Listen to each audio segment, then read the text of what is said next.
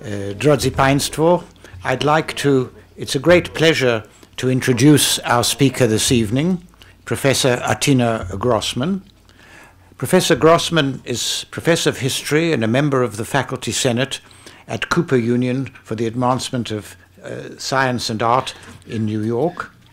She's a prolific author. Among her books are Jews, Germans, and Allies, Close Encounters in Occupied Germany, 1945 to 49, which won the Georg L. Mosse Prize in 2007 from the American Historical Association for the best book in European intellectual and cultural history. Manuscript for the book won the Frankel Prize in Contemporary History from the Wiener Library in 2006. She's also author of Reforming Sex, the German Movement for Birth Control and Abortion Reform, 1920 to 1950, and co-author of After the Racial State, Difference and Democracy in Germany and Europe with Rita Chin, Heide Fehrenbach, and Jeff Ely. She also co-edited Crimes of War, Guilt and Denial in the 20th Century with Omer Bartov and Mary Nolan, and When Biology Became Destiny, Women in Weimar and Nazi Germany with Renata Breedenthal and Marion Kaplan. Most recently, she's edited Shelter from the Holocaust, Rethinking Jewish Survival in the Soviet Union, together with Mark Ederle, Sheila Fitzpatrick. Dr. Grossmann has received many grants and fellowships, including a German Marshall Fund Research Fellowship and a Senior Visiting Fellowship with the Remark Institute at New York University. She also held the Diane and Howard Voll Fellowship at the United States Holocaust Memorial Museum. In addition, she's been the academic director of the Leo Baeck Summer Institute in Jewish Studies at the Humboldt University in Berlin. In her most recent work, in this book and in the work that she's doing, she's explored the ways in which the Soviet refugee experience was and was not remembered in the immediate post-war period and in later memory culture. Her research has examined the role of relief agencies, especially the American Jewish aid organizations such as the Joint Distribution Committee, in trying to support and keep alive Jews in Central Asia. Her investigation has also included an investigation into refugees in relief operations in Iran and in India, and this, of course, is linked with her own biography because, as people may not know, the name Atina is an Iranian name, something which reflected her parents' interest in Iran. Her topic this evening is the same subject as the topic of this book, Shelter from the Holocaust, Rethinking Jewish Survival in the Soviet Union, and I'm very glad to welcome Dr. Atina Grossmann. Thank you. Thank you so much.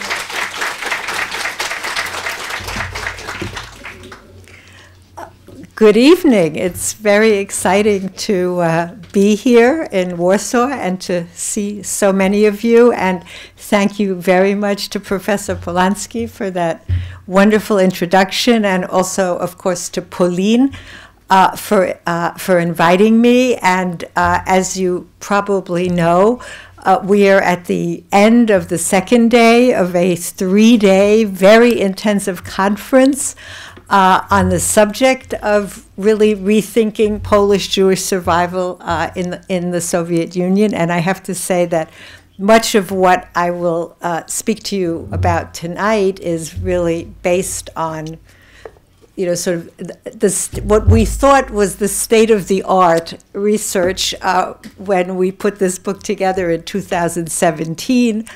And one thing that happens when you have a workshop like we're having at Polin, and we hear from scholars from Poland, from Israel, from Canada, from Russia, from Israel, and all using different archives and with different perspectives, is how much we still have to learn, and probably also from some of you in this room.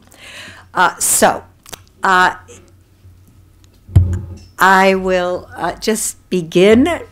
You can look at the photograph and think your own thoughts about that by saying that in general, in recent years, many studies of what we think of as the Holocaust or the Shoah have focused on its aftermath.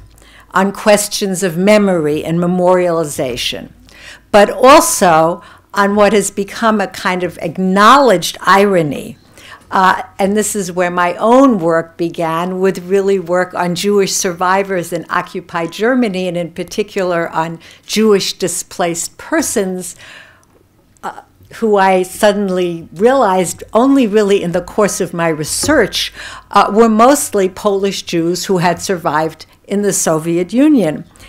So we've really focused on this irony that it was, as the survivors said, the cursed bloody soil, the verfluchte Erde of occupied Germany, to some degree Austria, that became a post-war haven for some, give or take, 250,000 Jews, these so-called DPs, displaced persons, who constituted the tiny surviving remnant, the saved remnant, the Sherit HaPleta, the Sheres HaPlete of East European Jewry.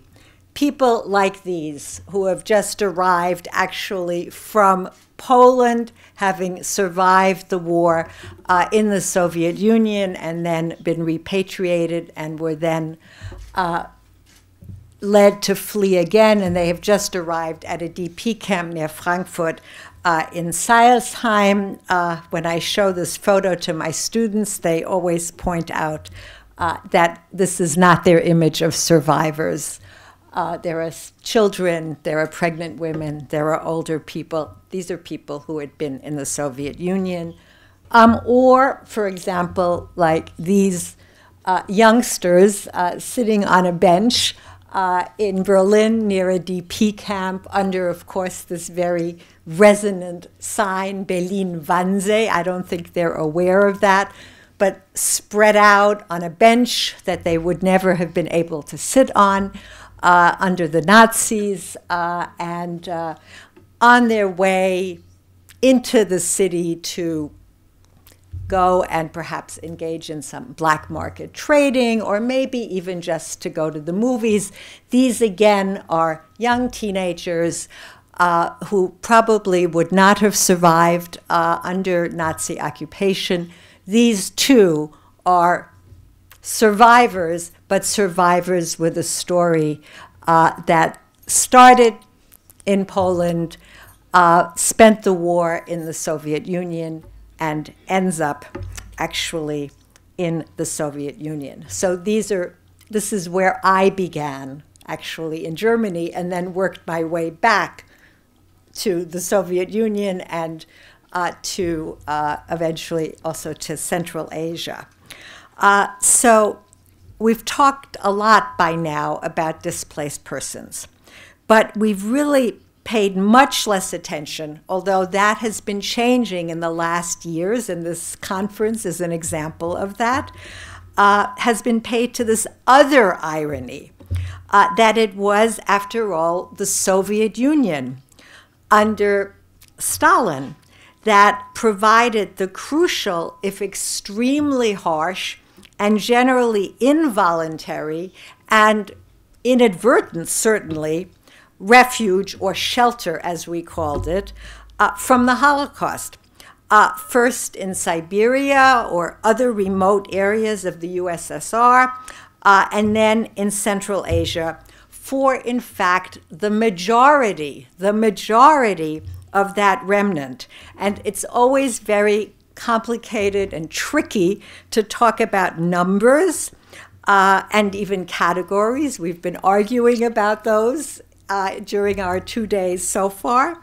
But I think we can say that somewhere between 2/3 to 80% of all Polish Jews who actually survived the Second World War, and we know that that was about 10% of the pre-war Jewish population in Poland, did so because they escaped Nazi occupation, often at the very last minute, and ended up either deported to life, as some survivors wrote, in the Soviet Union, some of them evacuated behind the lines, and some of them eventually returning first to Poland, many of them then moving on again, particularly to Western Allied occupied Germany, some of them actually remaining in Poland, others passing through Iran and India on their way to new homes. So here again, a photo of a partial family, which is very typical, a partial family that had survived in the Soviet Union with a baby born perhaps in Poland or on the way from Poland to the DP camps, and a father in a DP camp actually in southern Germany, in Felderfink. So this is a story about survival in the Soviet Union that has essentially been lost.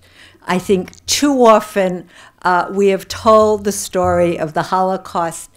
This is, of course, just one example of a map, but with this line, of course, this is a late line, January 1944, but just to make the point that we know a lot about camps and about experiences under Nazi occupation for the Holocaust. And then, as in this map, which you can find from the Holocaust Museum in Washington website, there's this sort of blank space that is the unoccupied Soviet Union, and it's not filled in. And what we've been doing, historians, and what we're doing here in this conference is trying to fill in that empty space because it is so full of important history and important stories. And in that sense, we're also really broadening the map to include not only Eastern Europe and the Soviet Union, but Central Asia, and then down into particularly Iran and India, and to some degree even it doesn't go all the way down into Africa. So it's also part of a kind of trend in globalizing the history of the Holocaust in relation to what happened during World War II. So this is a story that in many ways has been, if not lost, has not been adequately, or until recently, hardly at all, addressed in our research. It really went missing in the cracks among our disciplines, sort of lost in the cracks among Jewish history, East Central European, East European history, Soviet historiographies, Holocaust studies, where its traces can always be found, but it never quite made it in any sustained manner into either standard national or Holocaust narratives. It seemed as though no one field wanted to or knew how, actually, to own the story. Even though we have many testimonies in many different places, quite interestingly different forms of testimonies, whether they're here or they're in London or they're in Israel or they're in the United States or Canada, for example, or Australia. But it really has not made it into our standard narratives. We have a good deal of research, for example, on Poles, non-Jewish Poles who were deported to the Soviet Union, on the exile of Poles in the Soviet Union, or even on Soviet wartime evacuation. But we have not integrated the story of the Polish Jews who survived or didn't survive in the USSR into our own conceptions of what we really mean when we talk about Jewish experience during the Holocaust, or even really yet figured out what we mean by our own definitions, and even the definitions of the people who experienced this moment of history, of survivor and survival. So it's very striking that even after this boom, right, we all talk about a memory boom of Holocaust studies and commemoration over the past decades, as complicated as it seems to be becoming with time, the really very substantial, if, as we've seen again in the last 2 days, often confusing, inconsistent, and scattered information available in monographs, in memoirs, in testimonies, in archives, including here in Polin and also in the Zhizh, in Jewish Historical Institute in Warsaw. All of this information has not yet been systematically analyzed. So the status of the story of the Polish Jews as a key part, and this is sort of my particular interest and contribution, as a key part of Holocaust history and Holocaust studies remains contested and not quite clear, as is even how we want to define what was, after all, the largest cohort, the majority of East European Jewish survivors. They have been classified as indirect survivors, flight survivors, or very often just folded into a collective category of Holocaust survivor, with their very specific and varied wartime experience effaced and mentioned, if at all, only in passing. And many books indeed do mention it, but only in passing. And interestingly, even the recent, maybe not so recent anymore, turn to transnational history, for which Jewish history, of course, is, as one says in German, a sort of Paradebeispiel, a kind of paradigmatic example, has not quite yet led to a more complex and tangled history of relations between Jewish and non-Jewish Polish exiles and refugees, or in the Soviet Union with citizens of multiple nationalities and ethnicities, starting in the interior of the Soviet Union, and then in Southern Asia with Uzbeks, with Kazakhs, with Soviet Jews, including local Bukharan Jews, or on a more global platform, actually in general, of refugee Jews and their non-Jewish neighbors, particularly in non-Western regions, whether that is India or Iran or Africa or China. And this is, I think, something that we're starting to work on very seriously. Neither, something that is very close to my own work and my own heart and intellectual work, neither has actually the very sophisticated recent work on gender and genocide and the Holocaust really been well integrated into the story of the Polish Jews in the Soviet Union. And of course, as you will have noticed if you walk around this museum, or for that matter, virtually any museum, the Holocaust Museum in Washington, even or Yad Vashem, it's a story that still remains largely unmarked, not unmentioned, but largely unmarked in museum and cinematic representation, which are, after all, the two main sites of public memory.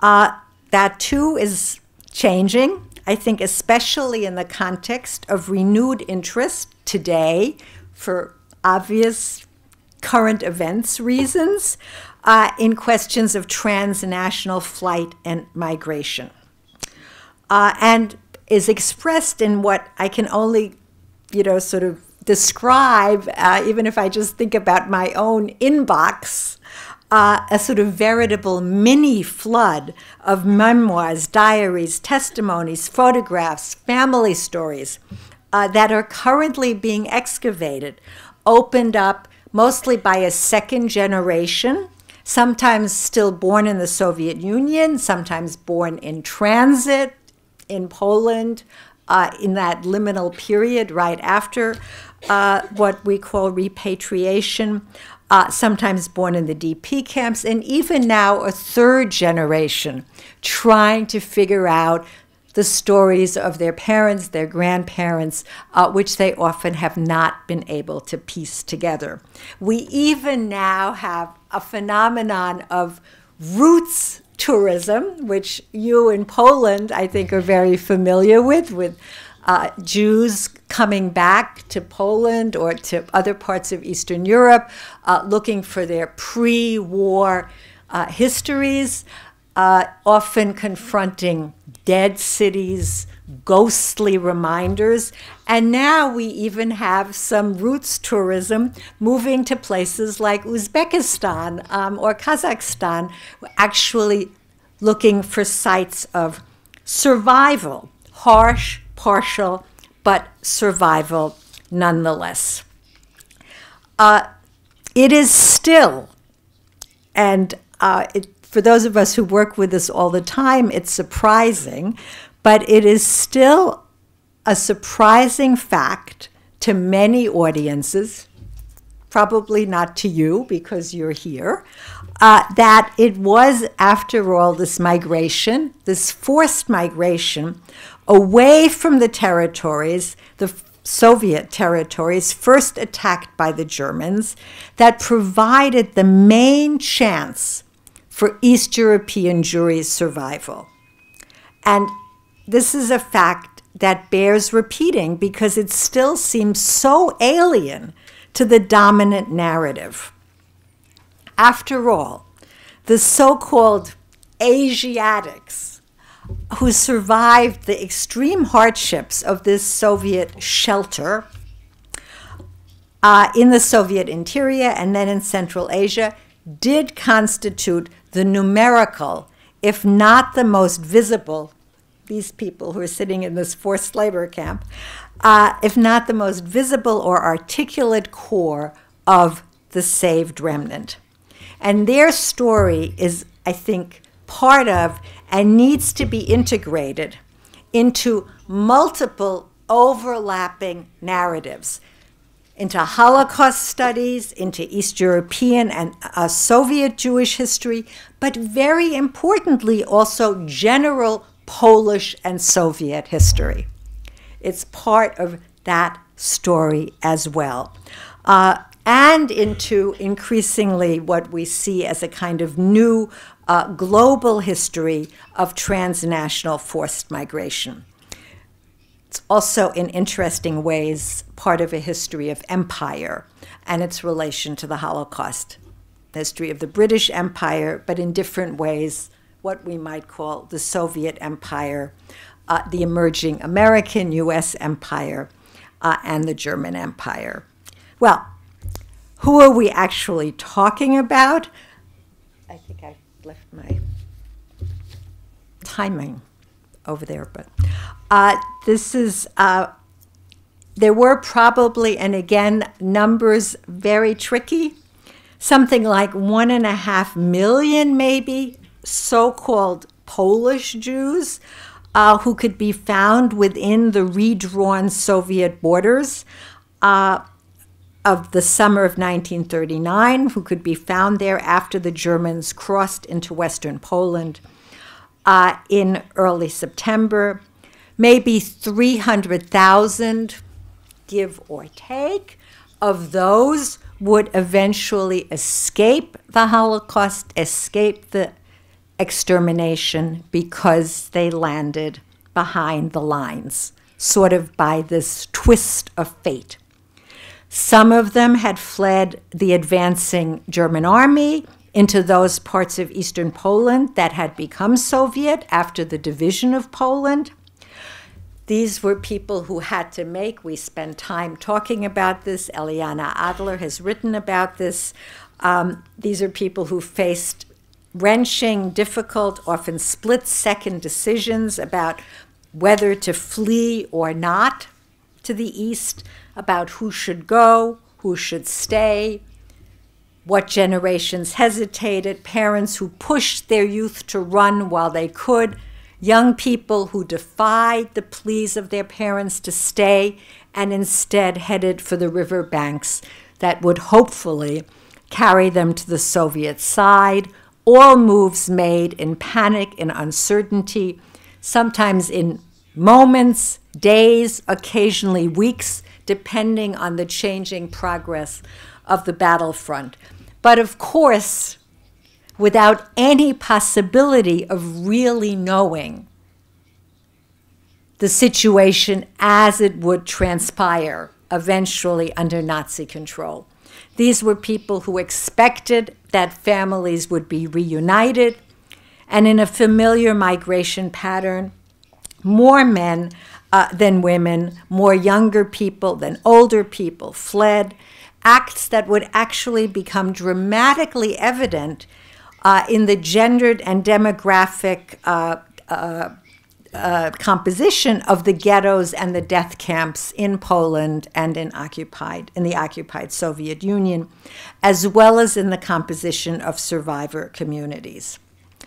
Having managed to escape the Nazis into Soviet-controlled territories, some of these Jews from what was now Western German-occupied Poland, then in 1940, so to speak, if they were lucky, some of them had already moved on their own, faced deportation as suspect foreigners in a land that was, after all, allied with Germany, to forced labor or so-called special settlements. Usually in memoirs, they refer to these places as Siberia, but this term Siberia sort of served as a cipher for other parts of the vast USSR, the Urals, Kazakhstan, other autonomous regimes. Here, this is actually camp number 53 in Komi, west of the Urals, near the Arctic Sea. People were deported for many reasons. Some Polish Jews aroused suspicion because they registered actually to return to the German side, hoping to find family members who had been left behind because of false rumors that conditions had stabilized, sometimes out of fear that they would be forced to accept Soviet citizenship or driven further into the interior, even further away from their families and the homes to which they hoped to return, sometimes simply because conditions were too harsh, they couldn't find work, or they couldn't find in the Soviet territories something like kosher food. At the same time, local Jews who had been living in what had been Eastern Poland were just adjusting more or less successfully to novel Soviet rule, and some of them, a mix of too fast? No, okay. A mix of merchants, shopkeepers, Zionists, Orthodox Jews, and just the plain, it seemed at the time, very unlucky, were denounced, and together with the refugees from the Germans, were also subjected in 4 waves in the winter and spring of 1940, and once just before the war on the Eastern Front started, to this deportation. We have many stories. I don't have time to go into any detail, but we have many memoirs and testimonies, both by Jewish and non-Jewish Poles, who describe the shock of this journey to such camps in essentially similar terms.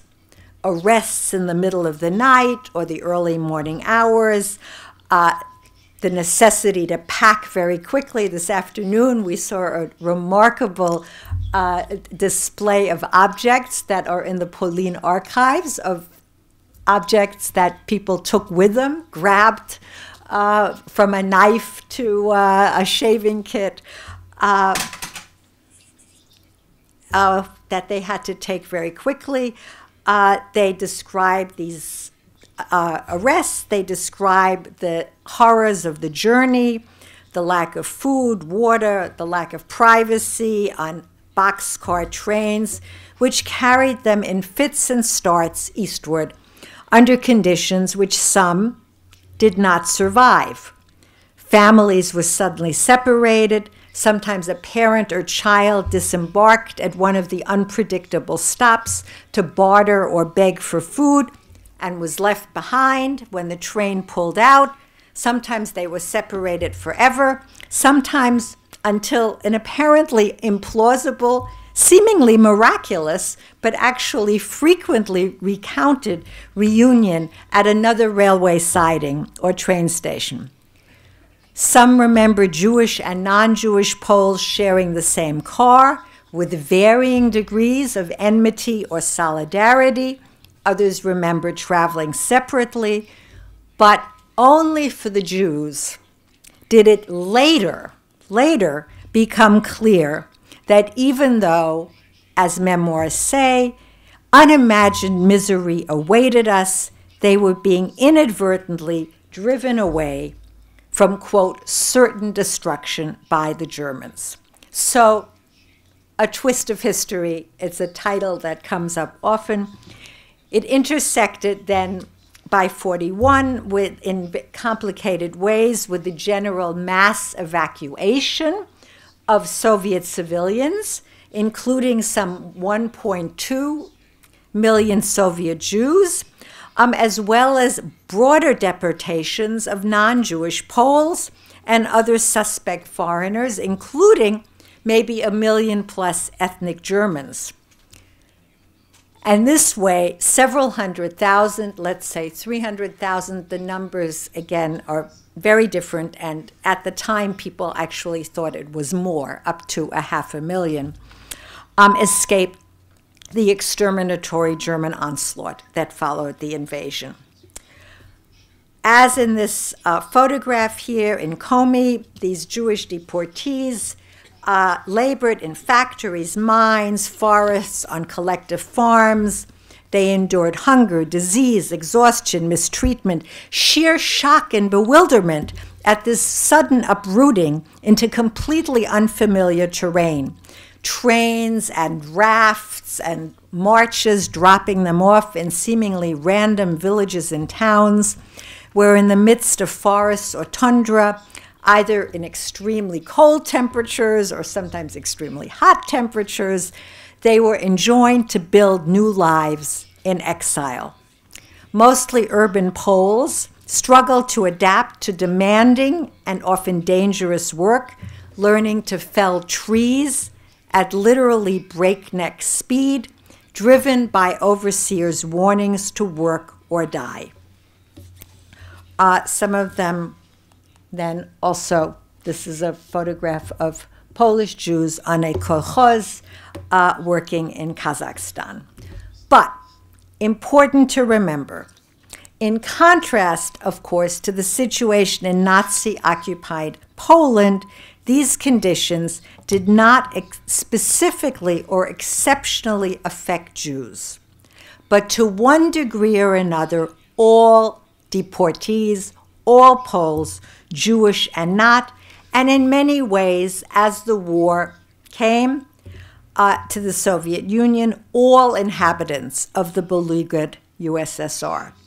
Conditions in the sort of universe of urban and village settlements, collective and state farms, prisons, labor camps varied widely. But in the special camps, families did manage to stay together, even though not all of them survived. Children were born, they were sent to school, makeshift barter and bribe systems, sometimes even a kind commandant or even clandestine aid from an NKVD officer who revealed himself to be Jewish, sustained life. This is a school actually in Irkutsk. By the way, these photographs, unless I tell you otherwise, come from the United States Holocaust Memorial Museum archive. By June of 41, of course, we have Molotov's stunning announcement that the German-Soviet pact had collapsed and hostilities begun. and with the Soviets in dire need of Allied support, and the Poles subject to British and American pressure from the Polish government in exile seat in London, Stalin and the government in exile agreed to a so-called amnesty, a term to which Poles vigorously objected, for all imprisoned Polish citizens. And this so-called Sikorsky-Maisky agreement from the end of July provided, as you probably know, for two key developments: the formation of a Polish exile army under General Anders, who had just been released from prison, actually, in Moscow, intended eventually to fight for the Polish fatherland in the European theater, and the release of Poles, all Poles, from the special camps. And there followed then another confusing, chaotic migration. This is a story of one migration after another, with free deportees intently trying to study maps for potential destinations within certain permitted zones. They tried to follow rumors of warm climates and abundance of fruit and other food, or sometimes simply an attractive-sounding place name, and the associations provided by a well-known, translated into Polish and Yiddish, novel with the enticing, if dangerously misleading title, Tashkent, City of Bread. And the amnesties embarked on a rushed move south to what they imagined were the better and safer conditions. Here's a woman and her children just arrived in Uzbekistan, in Central Asia, where they met up with other refugees who had not been deported and had gone straight to Central Asia, and Soviet evacuees. Huddled in and around train stations, forced to keep moving when denied entry to the overwhelmed Uzbek capital in Tashkent, they were greeted instead not by fruit and abundance, but hunger, overcrowding, typhus, dysentery, cholera, crime, despair, exacerbated by the upheaval of the mass evacuations of Soviet citizens, and particularly, of course, the cultural, technocratic, and educational elite of the Soviets away from the advancing front. A gargantuan undertaking later stigmatized in anti-Semitic terms as the Tashkent Front, where Avram speculated while Ivan fought in Stalingrad. So in some ways, after this amnesty, this liberation, if you will, from the horrors of the special camps, came another catastrophic situation in Central Asia. Indeed, in some ways, conditions became even worse, because now the former deportees were simply refugees, without even the promise, despite the title of the book, of bread for work. And they encountered on this Tashkent front the chaos of the wartime situation, including an entirely unexpected and certainly to Polish Jews very exotic, Asiatic, or if you will, exotic landscape. But they found also an amazing variety of wartime improvisations, universities, theater troupes in exile, Red Army recruiters, NKVD agents, local Uzbeks, many of them Muslims undergoing their own difficult and ambivalent process of secularization and Sovietization, often bewildered by, resentful and suspicious of the sudden influx of Christian and Jewish Western evacuees and refugees, sometimes, however, also astonishingly generous, given their own poverty and deprivation. These are close everyday encounters, important to note, mediated in gendered ways, with men more likely to work the black market, women more likely to engage in factories, women more likely to engage in negotiations over food, housing, social mores. And there's a great deal more we could say about that. Certainly, initially, through 1942, maybe even into mid-1943, Polish refugees were at least minimally supported by the London-based government in exile, which maintained an official embassy in Kubichów and an infrastructure of some 300 welfare offices. And you can just see some of these photographs. Here, a Polish orphanage for Polish children and Jewish children. You see Bukhara, Warszawa. Here, this is a scene from Andijan, where refugee children are broadcasting patriotic songs for the Polish government in exile. Well, actually, I'm not up to that yet. Well, actually, I am. So thousands of Jews, often half-starved survivors of labor camps, still technically Polish citizens, did flock to Anders Army recruiting stations.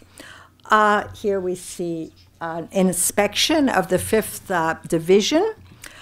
Initially, they were actually a virtual majority of potential recruits, but they found themselves often rejected, subjected to humiliating inspections and tests, insinuations that they were not good fighting material, unreliable Polish patriots, maybe a kind of 5th column for a later Stalinist takeover of Poland.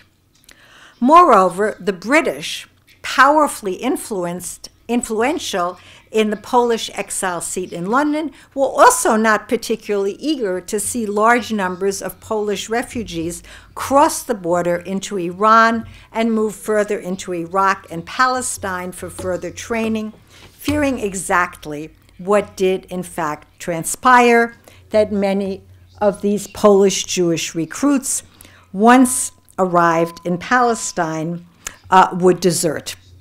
A situation that worried the British but did not seem to overly concern the Polish, who were just as happy to move on without their Jewish comrades. Most prominent, quote-unquote, deserter, though he always denied this, that he deserted, was, of course, Menachem Begin. And I think it's fair to say that these recruitment processes were probably one of the most significant factors that inflamed tensions between Jewish and non-Jewish Poles, both during and after the war. Between mid-42 and early 43, the situation of those Jewish Polish refugees who already had to contend with hunger, epidemics, housing shortages in an entirely alien environment became even more precarious due to the worsening of relations. Final breakdown in April 43, after Stalin had rejected an investigation of the discovery of the Katyn graves between the Soviet Union and the Polish government in exile, and Jews who had been aided, albeit in an often discriminatory fashion, by their national representatives, were now going to be represented by a more pro-communist group, the Union of Polish Patriots, and in some ways were more on their own in an exotic, unfamiliar, and volatile exile. In response, the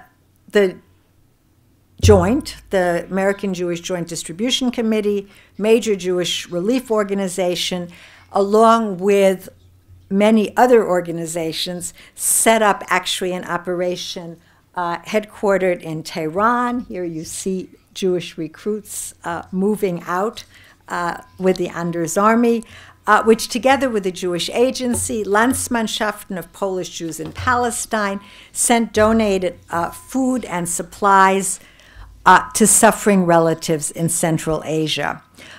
This parcel service from Tehran was inaugurated in 1942, not coincidentally, just as the Anders Army, with perhaps 115,000 Polish soldiers and civilians, had departed for Iran. But despite bitter protests, only a very limited, maybe 6,000 Jewish soldiers and their families, and many of them actually medical personnel, which is what you see in this photo.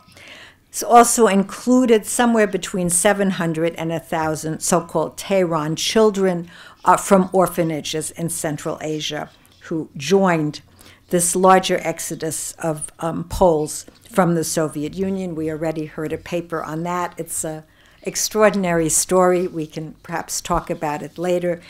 The story of the Tehran Jews.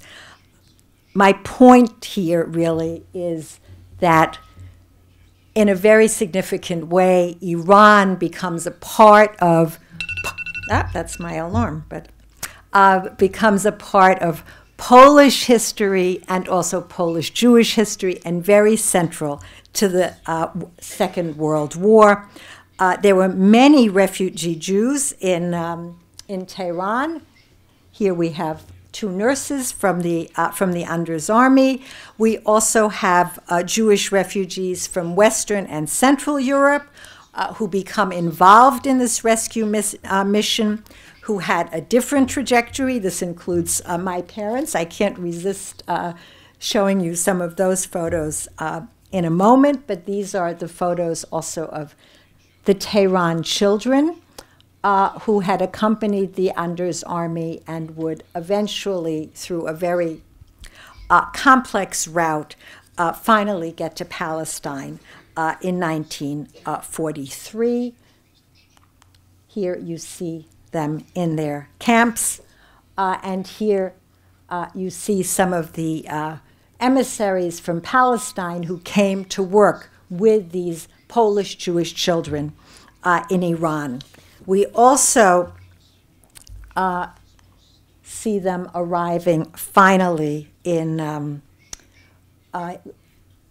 leaving Tehran and then arriving finally in Atlit in Palestine, just as the last ghettos in Poland with their relatives were being destroyed. So Iran emerges actually as kind of epicenter of an early Allied confrontation with the ravages of war. As these Polish refugees pour in, confronting officials with a geopolitical dilemma, how to navigate competing claims among allies, the virulent anti-communism of the Poles, an American commitment to Lend-Lease and support of the Soviet war effort, British semi-colonial efforts at control, as well as a perceived humanitarian disaster. It's not an accident. Americans described the hunger, the epidemic disease among the refugees from Poland as haunting shadows, walking skeletons, literally skin and bones.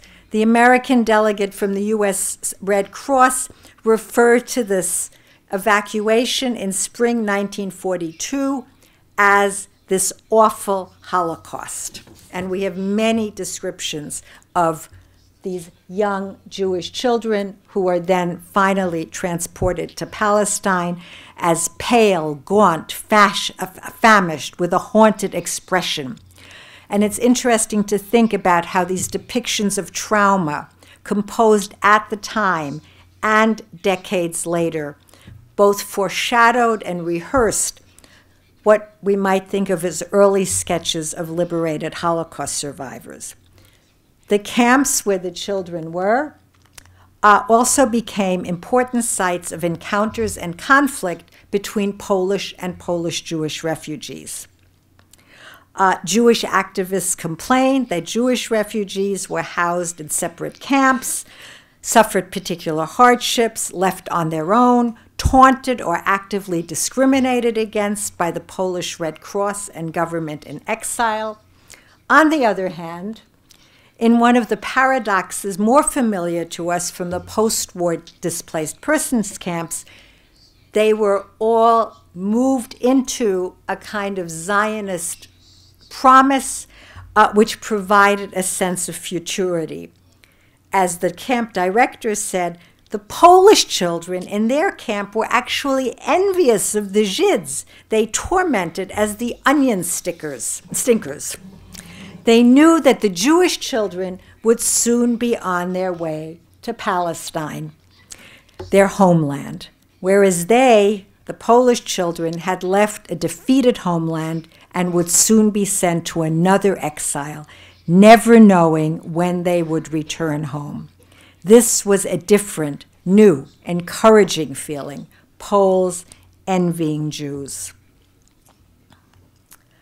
And this, I have to can't resist.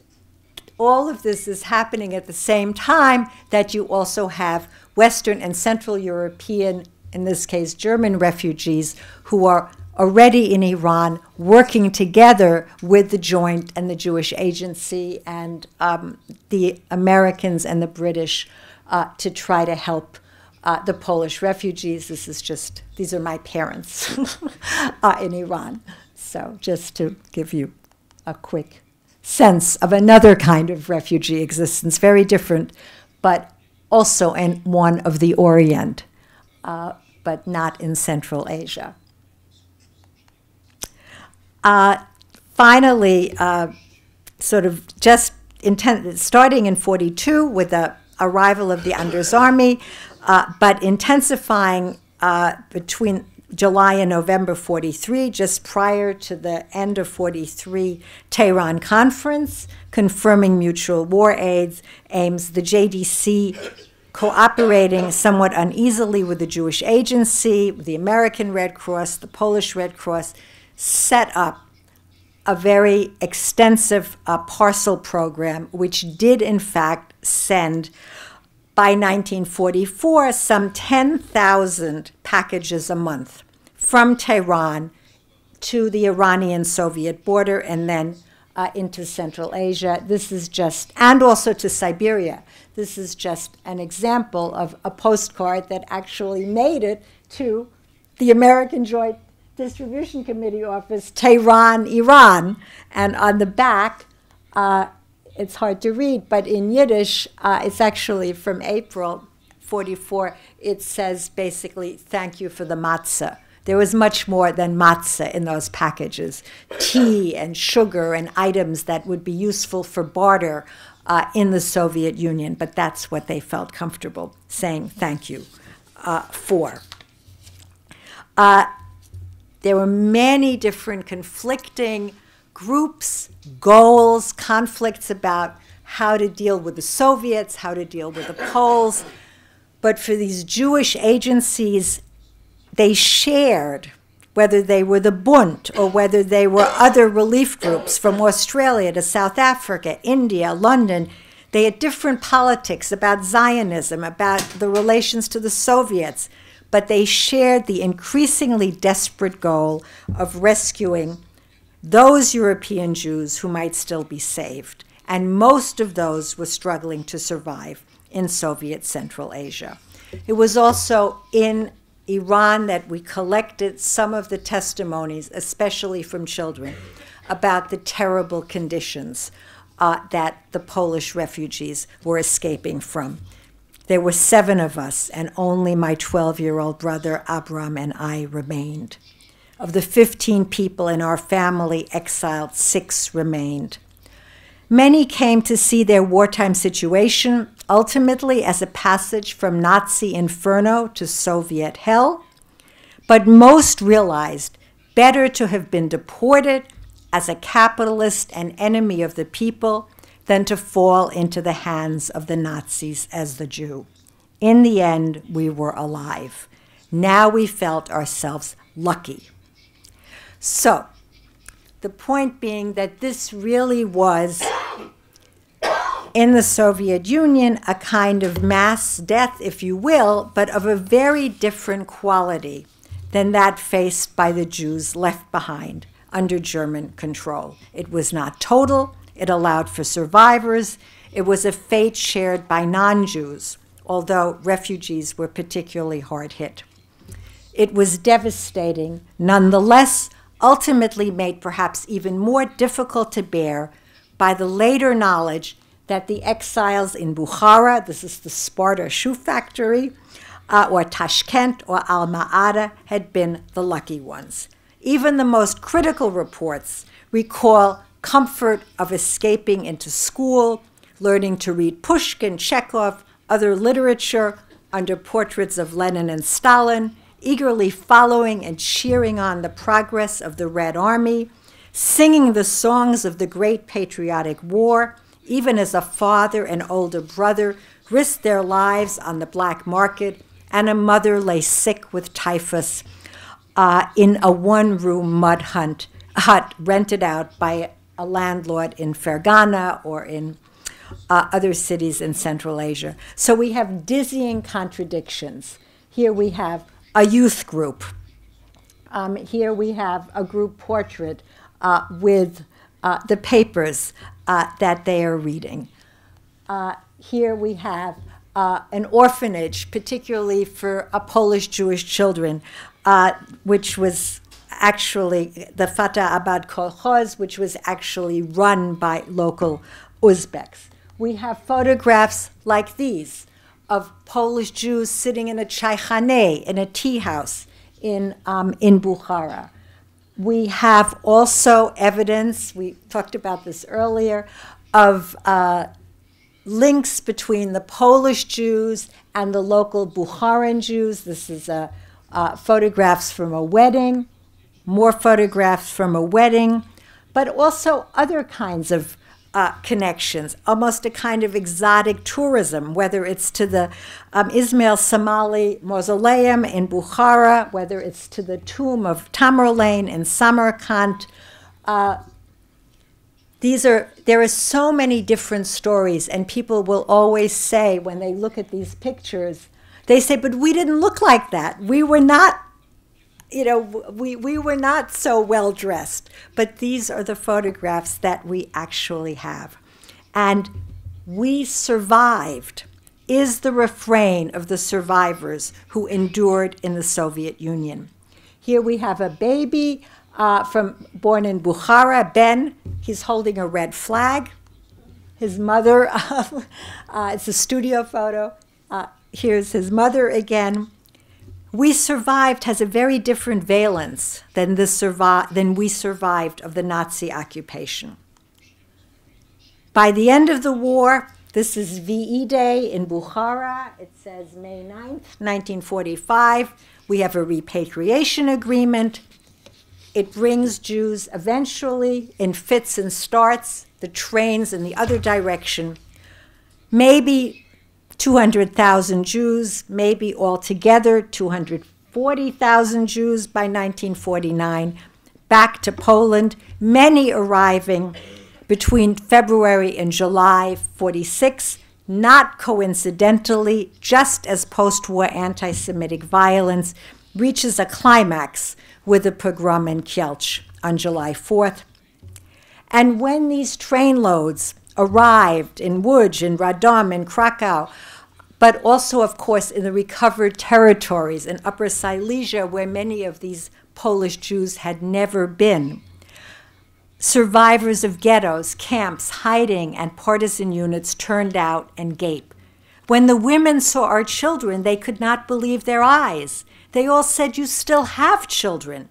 Ours have all been killed." And it was only at these border crossings, here they're already fleeing again, it was only at the border crosses into Poland that these Polish Jews first came face to face with the incontrovertible evidence of what had happened. They had hoped that these were Soviet propaganda rumors. And only then did they begin to comprehend that the normal torments of wartime and refugee life that they had suffered in Polish exile were lucky in comparison to the vast graveyard that awaited them when they returned either to what had once been home or to new homes in the recovered territories. So it's a very different return, and I'm coming to my conclusion. It's a very different return than that of non-Jewish repatriates who remembered the Soviet exile as a kind of martyrdom, even if it might have actually saved their lives. This was a return not just to a war-torn country, Poland, decimated by occupation, destroyed by German military, but to an utterly and completely destroyed social universe, to genocide. But it was also a relatively large group of Jews returning after the exile. returning to Poland, who formed the core of this brief efflorescence of post-Shoah Yiddish culture in places like Łódź, Stettin, Wrocław, from which, ironically, Germans had fled or been expelled. It was not the tragically smaller numbers emerging from camps or partisans or hiding that I think mainly provoked post-war anti-Semitic violence, which in turn triggered what became a mass exodus of surviving Polish Jews into the American zone of Germany. And here you see photographs of transit, which is where I originally picked up the story. This is a border crossing station, actually, at the Czech border. Here we have photographs from the Rothschild Hospital in Vienna. These are the repatriates who are now once again fleeing from Poland with their children, either still born in the Soviet Union or born along the way. And here they are boarding secretly trucks in order to move on into mostly American-occupied Germany. Okay, why don't we know this story? Just to finish up. Really, political, ideological, as well as psychological factors, the pressures of the Cold War, the dominance of a unified narrative that tried to subsume all of these Jewish survivors under the rubric of the saved remnant, the enduring sense among these people that their story was not worth telling in the face of the catastrophe that they realized had befallen those who had been left behind. In many ways, they became part of an undifferentiated collective of survivors, which in many ways was only invented after the war, first in Poland and then in the DP camps. Shocked by what they confronted, many, not all, accepted that role, finding themselves fleeing again from post-war anti-Semitism, joining that organized but also panicked flight. Stateless refugees once again crossing more borders, moving now from east to west rather than west to east. They silenced their stories here in the shelters because they needed a home among a community of survivors. And the memories of camps, partisans, ghettos, hiding, that the historical commissions, that people in the DP camps asked them to recall were not, in fact, the memories of those who had returned from Siberia, Uzbekistan, who had their own trajectories from Warsaw and Vilna to Moscow to Siberia to Tashkent, Fergana, Frunze, Alma-Ata. And when they finally left the DP camps, would-be immigrants, especially to a reluctant U.S., they supported a thriving industry of immigration fraud, false papers, inventing new later birth dates to disguise their Soviet birthplace because they knew that they should not say they had been in the Soviet Union. So we don't really know the history that these survivors in the DP camps, or even those who stayed in Poland and actually experienced. We are only learning it now. And we're only understanding that it was only on the geographic margins in Central Asia, in Iran, in India, for example, that the really viable rescue efforts could still be mounted. So we have a remapped history. And the arguments about definitions of survivors become even more vexed. If we exclude the Asiatics, the number of actual survivors and their descendants becomes dramatically smaller. What does that tell us about memory culture? We don't know the story of their wartime experience, and we have to take seriously the fact that most of the people we have come to identify as survivors, for example, in these camps, here we have the mother again with her baby. Here they are in DP camps. Here they are getting joint supplements, more joint supplements, in their offices. These are children who are too young to have survived under the Nazis. That if we take seriously the fact that most of these survivors were survivors because they had escaped Nazi occupation, what does that mean? And there's anxiety about that. How, if we open up that story, which now ironically coincides with the revival of authoritarian populism, xenophobia, anti-Semitism in Europe, and even a Polish memory politics that at times stresses national victimization and even Jewish complicity in their tragic fate. As the generation with living memory disappears, people fear that telling the story will only undergird post-war German and Allied accusations that position most of these Jewish refugees, DPs, as refugees from communism or economic migrants, not genuine victims, that those stories might be reactivated. If in fact the majority of survivors had experienced the more normal, like Poles, horrors of war, rather than the particular catastrophe of genocide, maybe German guilt is relativized and the unique nature of Jewish persecution obscured. I would argue a precisely opposite conclusion might emerge, that understanding how very, very few direct survivors there really were, and that much of the saved remnant only survived because they had escaped Nazi control, only underscores the deadly sweep of the final solution. And that is why it's so important, I think, to tell, as people did not for the most part in the DP camps. This, by the way, is little Ben in a DP camp a few years later, to tell us those stories.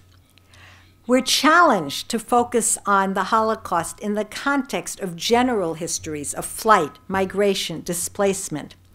We're challenged to investigate the experience of Jewish refugees in non-Western societies and highlighting that regions we now associate with repression and barbarism, from which people are fleeing, and others fear that those fleeing are transporting their barbarism, right, from the Middle East, for example, or the Orient into a civilized West, that those areas once offered refuge to those fleeing a barbarism that emanated from Europe. So for us, the trick is to look at these people, to look at their weddings, to look at the revival of Jewish rituals, to look at the babies that were born both in the Soviet Union, in Poland, and in the DP camps,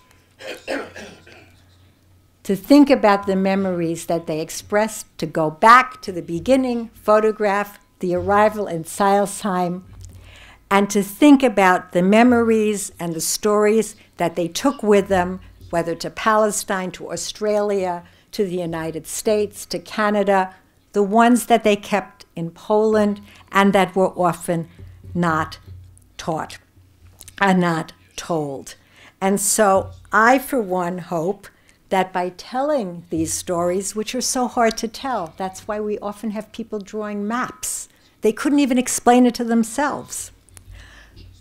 Where have I actually been?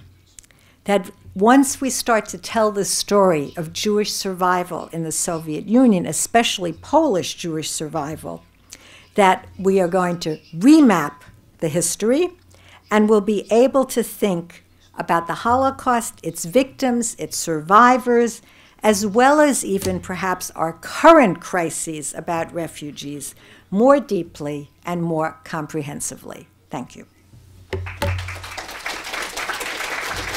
Sorry, 10 minutes over. Well, thank you very much for this vivid and challenging account of Jewish survival in the Soviet Union.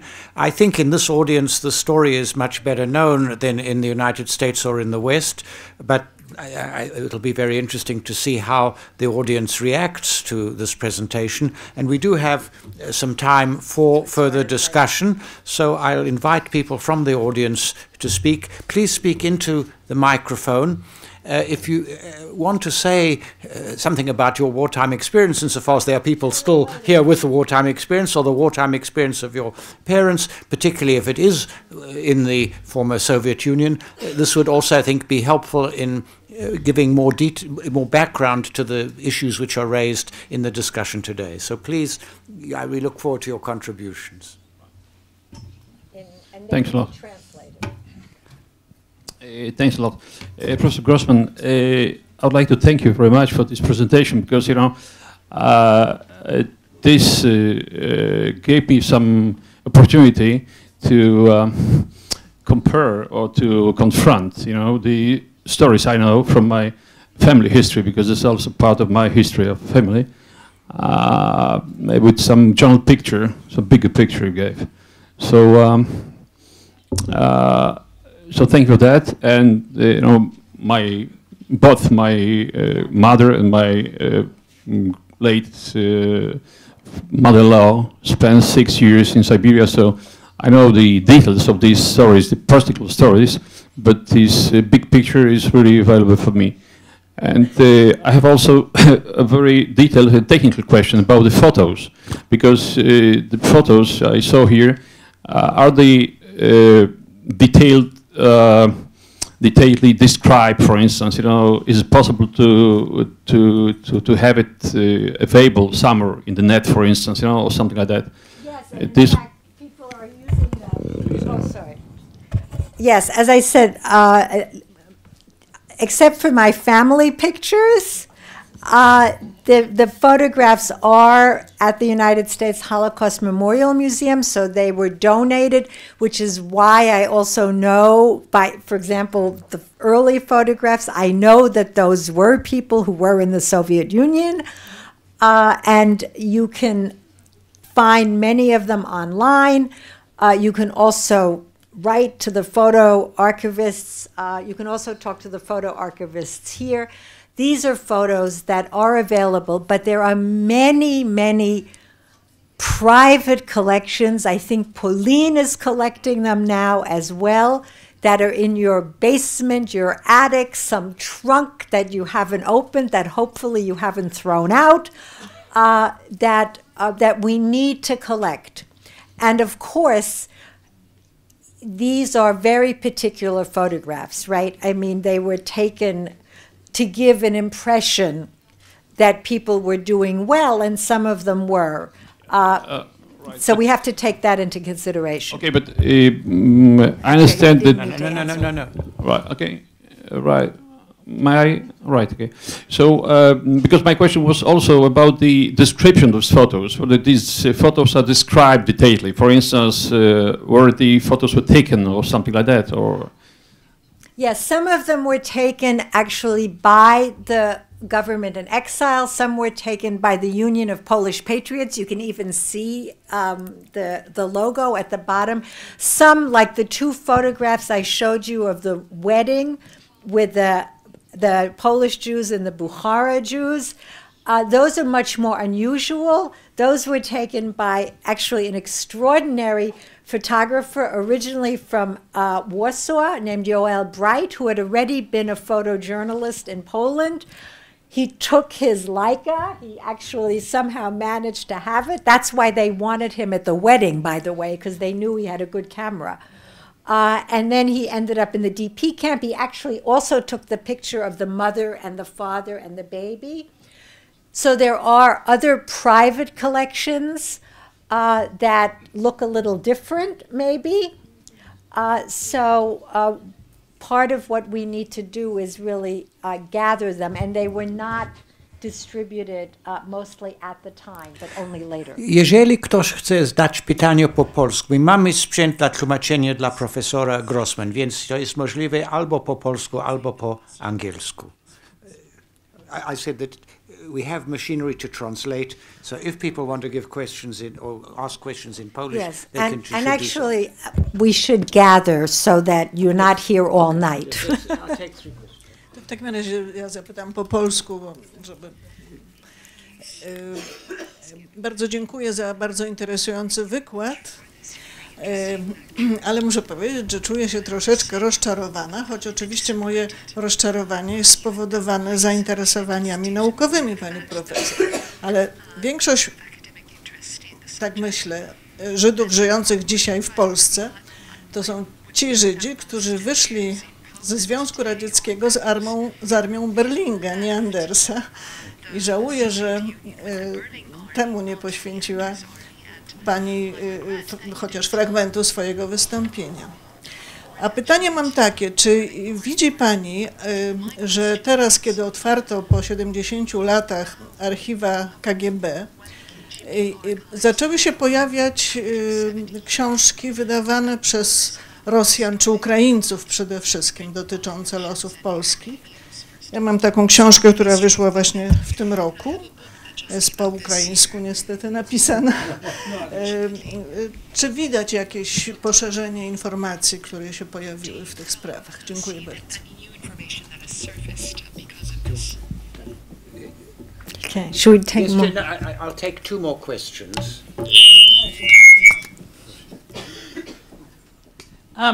Just following up on this comment, just whether you have thought of estimating how many of the people who survived in the Soviet Union were deported and how many found themselves in a different capacity. And what is to me interesting is what is the impact on the what's left of Jewish life as a result of these processes? In the Soviet Union or in Poland? As a result of who survived. One more.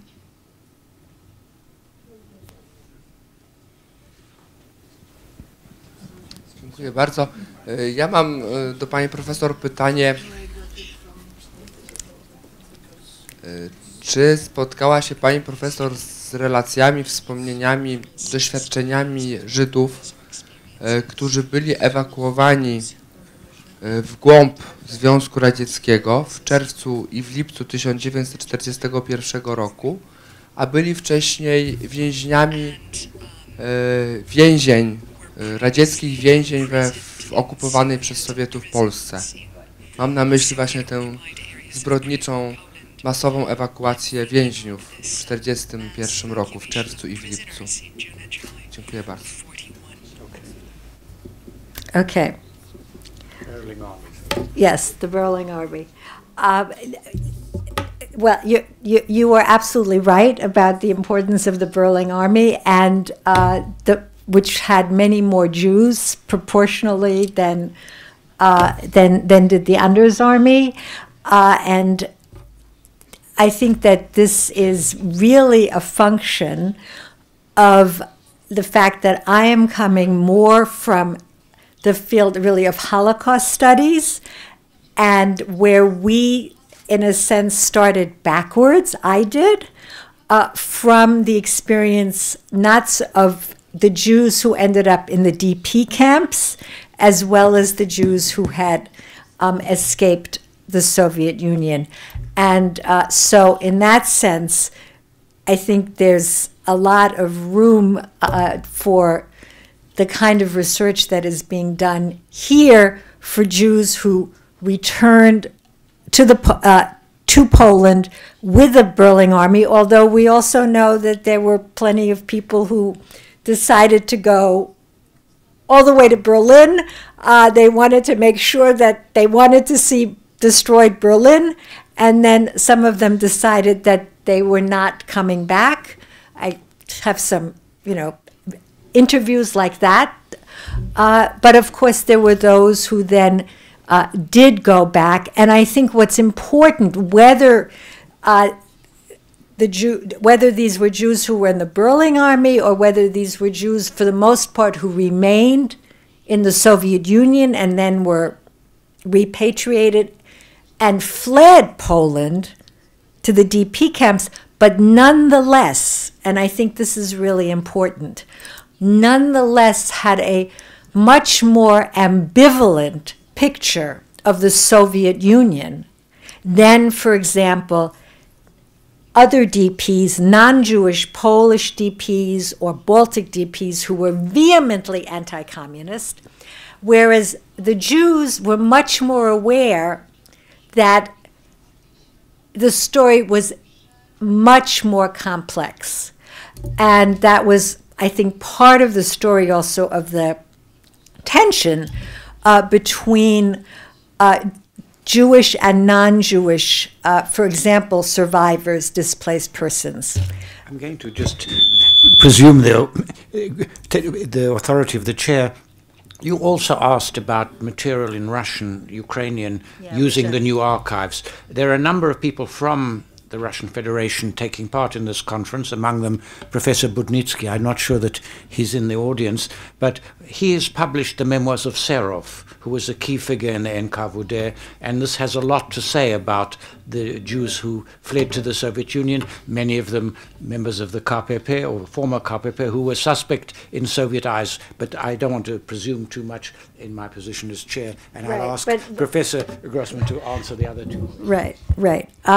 So I think one of the points that's coming out of this workshop, as I said at the beginning, is that when we put together, and this is the first time that POLIN is doing this, when we put together the researchers from the US, Israel, Canada, Poland, we get a much fuller picture of particularly also the stories of Jews who stayed in Poland at least through the 50s or until 68 or even longer, and have different stories, different memories, sometimes even different artifacts.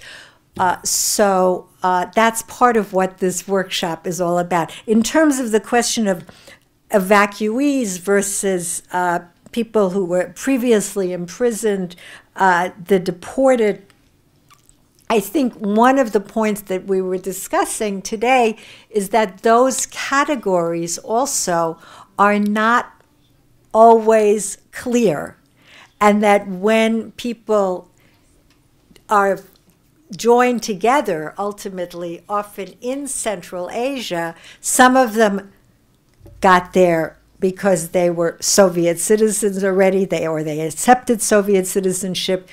They were evacuated with a particular awareness that their evacuation was more necessary, perhaps more urgent, because they had some Jewish origin, whether it was people who had already gone directly, not via deportation, to the hinterlands, but then they all meet and encounter each other in Central Asia. So you have this encounter between Polish Jews who were deported, Polish Jews who had gotten there earlier on their own, Soviet Jews who were evacuated, some Polish Jews who had become Soviet citizens and were evacuated, and then they all are finding each other with different levels of contact, understanding, misunderstanding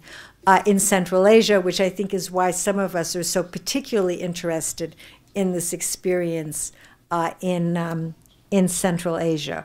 I think people who were released from prison by the Soviets and who were either deported or fled eastwards. Right. I think there, again, I'm not going to be able to give a completely adequate answer by any means, but I think that also speaks to the point that I was making, that you have a very wide variety of camps, special settlements, prisons. People often speak about the Gulag, and I don't necessarily think that Gulag is the right term to define many of these special settlements or camps in which, for example, Polish Jews found themselves. I mean, that's a question that, again, is, I think, open to controversy. So let's take some more questions, if there are, please.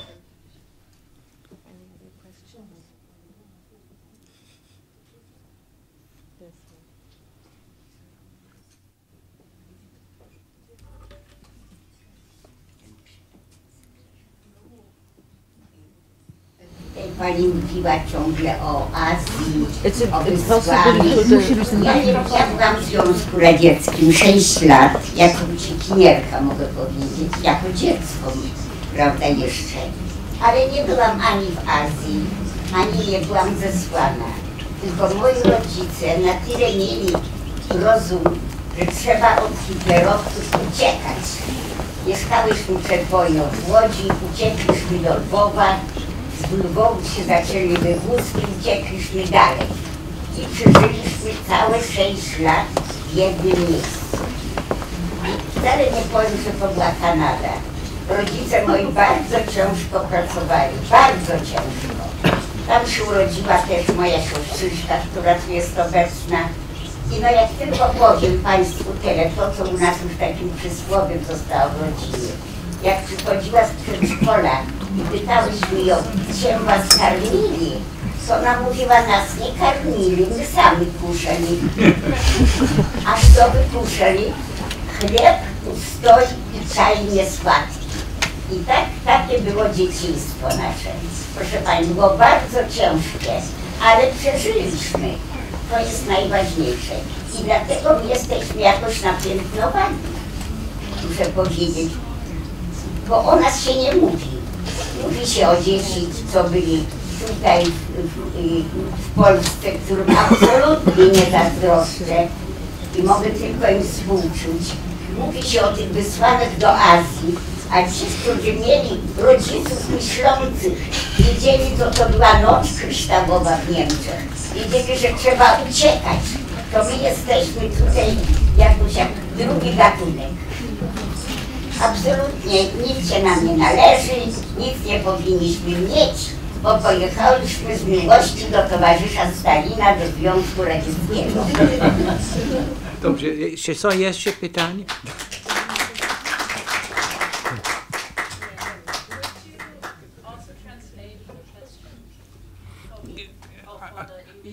Yes. The lady said that she came from Łódź. Her family, when the war broke out, they went to Lwów, from there to Łódź, and they survived in the Soviet Union, working very hard under very difficult conditions, because they knew from Kristallnacht what Nazism meant. Czy to jest właśnie, co Pani chciała powiedzieć? Tak. Yes. Yeah.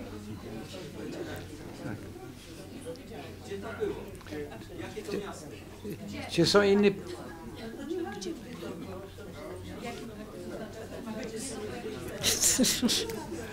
Okay. Well, why don't you comment on this last question? Okay. Or last answer. Well, I think again the important point you made is that your family didn't feel recognized, and that story was not adequately told. Of course, what happened in many cases was, yes, there was what turned out to be a minority, but nonetheless a significant group of Polish Jews who, yes, had information, relatives, news, rumors about what was going on in Germany, and who made the decision to flee. But nonetheless, often they fled into the parts of Eastern Poland from which then some Jews were actually deported, right? Those that were not, or those who did not, as you say, have already the good sense to keep going, were the ones who were the first victims of the Nazis in 1941. So I think what you're saying, in a sense, is that having the luck, the foresight, the information to know that one must flee somehow denies you. Somehow denies you a status as a survivor that, in fact, you deserve. I think maybe that's what you're saying, and I think that's the message of this whole conference, that we need to include those stories as part of the stories of survivors, even if you or your family had managed to escape, because that's how you became survivors.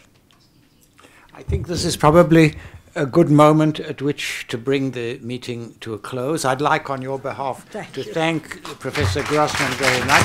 If there are any further questions you wish to raise, please ask her personally.